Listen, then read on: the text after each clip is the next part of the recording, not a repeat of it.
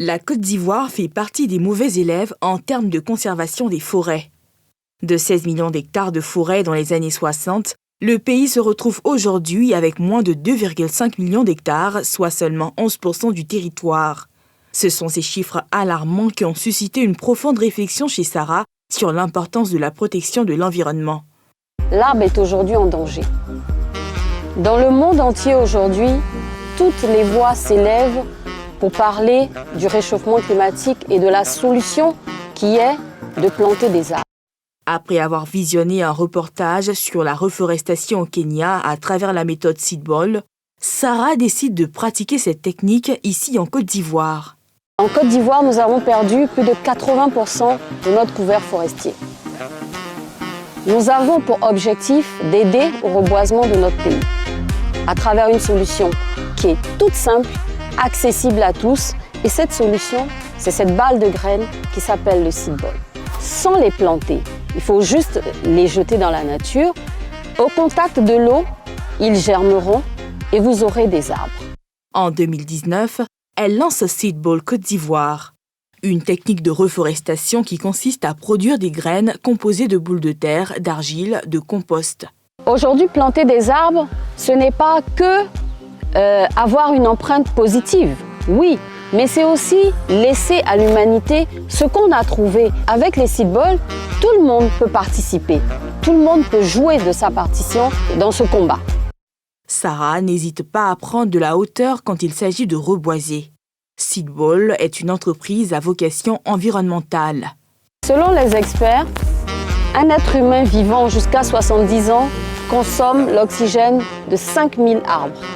Alors nous avons pour mission de planter chacun au moins 5000 arbres le temps de notre vie.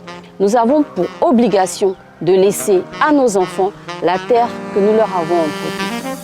C'est un peu plus de 725 000 graines qui ont été distribuées en Côte d'Ivoire depuis que Sarah s'est lancée dans ce projet. Bonjour Sarah, comment allez-vous? Je vais très bien, merci. Et vous-même? Ça va, c'est un grand plaisir de vous avoir sur le plateau des Femmes d'ici.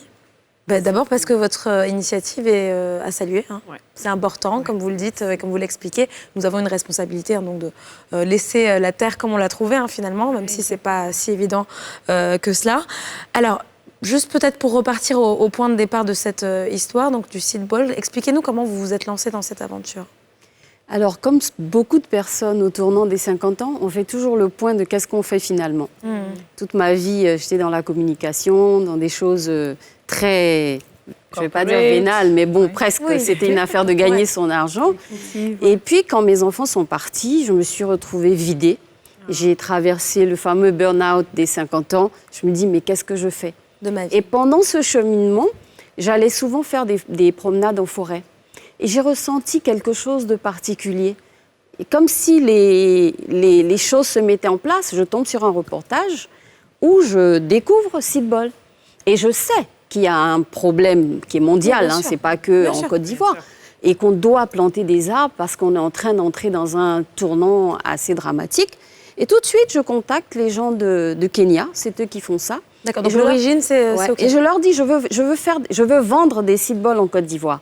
Ils me disent, ah non, ma petite dame, c'est pas comme ça. Vous devriez faire des Seed Ball chez vous, avec des essences de chez vous, avec la terre de chez vous. Donc, ils se sont proposés de me former.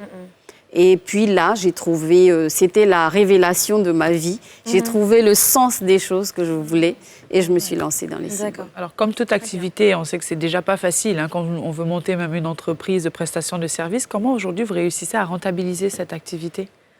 Tout le monde rigole chaque fois.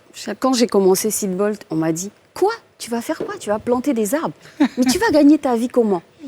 Alors, les choses sont différentes. Ce n'est plus les programmes forestiers d'avant où les gens plantaient des arbres parce qu'ils devaient les vendre, gagner de l'argent, etc. Aujourd'hui, on réfléchit différemment.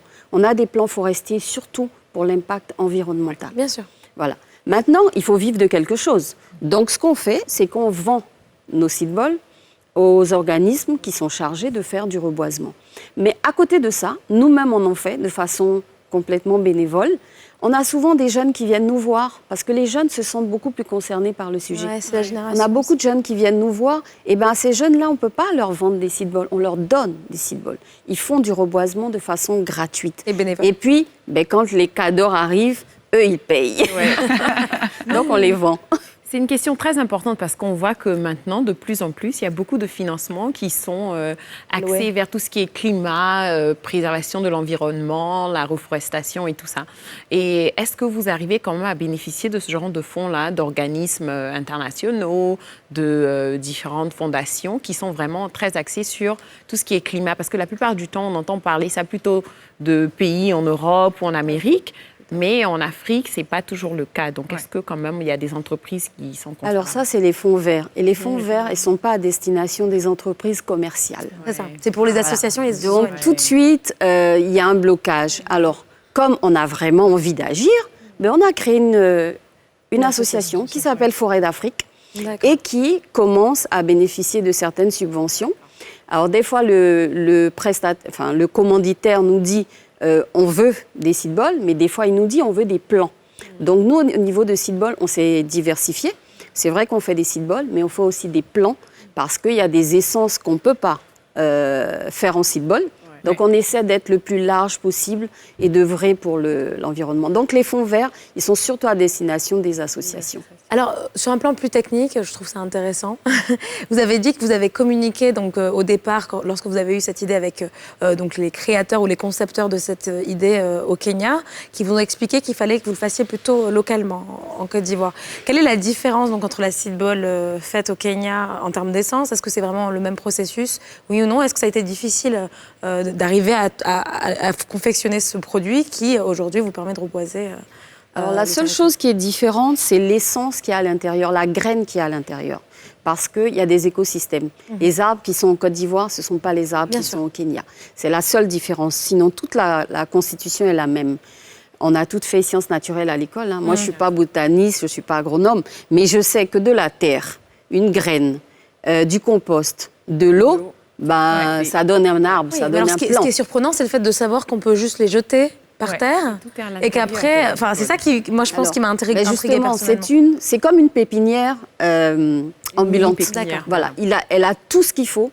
De la pépinière classique qu'on connaît, le petit tas de terre dans lequel on va mettre la graine, etc. Donc, c'est la même chose, faite de façon plus intelligente. Alors, c'est bizarre, parce que quand on fait les recherches, la technique remonte jusqu'à l'époque des pharaons. Ces gens-là, ils n'ont rien inventé. C'est jamais nouveau. Voilà, c'est un truc qui vient de très loin. Alors, à un moment, elle disparaît. Pourquoi? On ne sait pas. Et pendant la Seconde Guerre mondiale, il y a un Japonais qui la remet à l'ordre du jour et qui fait il plante du riz il fait dans les rizières. Donc c'est lui qui remet ça au goût du jour et il y a certaines vidéos d'ailleurs que vous pouvez voir sur YouTube où il jette les seed balls comme ça. Il s'appelle Masanobu Fukuoka et d'ailleurs la technique s'appelle la technique Fukuoka.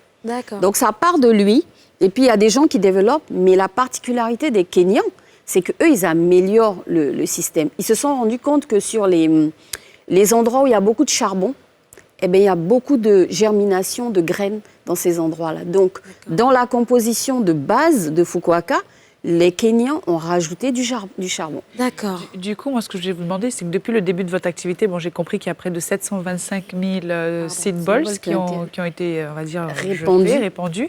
Est-ce que vous avez un retour, c'est-à-dire est-ce que vous pouvez mesurer le nombre d'arbres, par exemple, qui a poussé depuis le début? Alors, quand on a démarré, on a commencé par des tests dans des endroits où on pouvait voir ce qui germe, ce qui ne germe pas. Alors, comme des graines normales, il y a toujours le lot qui ne germe pas et le lot qui germe. On n'a pas la capacité d'agir dessus. Par contre, si aujourd'hui vous allez par exemple au jardin botanique, on a un petit pâté de terrain là-bas où on a fait des seed balls, où il y a de très beaux arbres. Vous pouvez voir, et là-bas, on a pratiquement 80% de réussite. Mais la différence, c'est que c'est un site entretenu. Donc, quand les plants ont commencé à sortir, ils ont pu enlever toutes les mauvaises herbes et les laisser grandir. Donc, on a un beau taux de réussite. On s'est rendu compte que dans certains endroits où il y a beaucoup d'herbes, les plantules se font vite bouffer. Ou bien les agoutis se régalent. Bon, maintenant, il faut faire confiance à la nature. Comme je dis toujours, la terre ne nous a pas attendus, les forêts ne nous ont pas attendus. Elles étaient là. Donc la nature a la capacité de faire ce qu'elle a à faire. Nous, notre rôle, c'est juste de lui donner ce qu'il lui faut. D'accord. Et c'est ça que les gens n'arrivent pas à faire. On s'est rendu compte que les gens sont très Saint-Thomas. Oui, mais est-ce que... Mais pourquoi ça fait 3 mois, pourquoi ça n'a pas germé? Bon, on ne plante pas des salades, on ne plante pas des arbres. On plante des arbres, on se calme. Ça prend des années. Ah oui, vous devez beaucoup entendre ça, c'est vrai. Oui, on attend le résultat, Oui. Mais c'est vrai que c'est un arbre. Merci beaucoup, Sarah, excusez-moi, d'avoir été avec nous. Malheureusement, on va devoir continuer l'émission sans vous. Alors, on vous souhaite tout le meilleur pour ce projet. Et puis, Seedball, juste une petite question peut-être sur les coûts de production. Est-ce que c'est... Alors, un Seedball vous coûte à peu près 40 francs. D'accord. Voilà. Je compte sur vous pour planter des arbres. Oui, on va parler de la journée. On va en parler après l'émission, vraiment. Parce que je pense qu'on a été convaincus, tout au Oui, non. On viendra vers vous.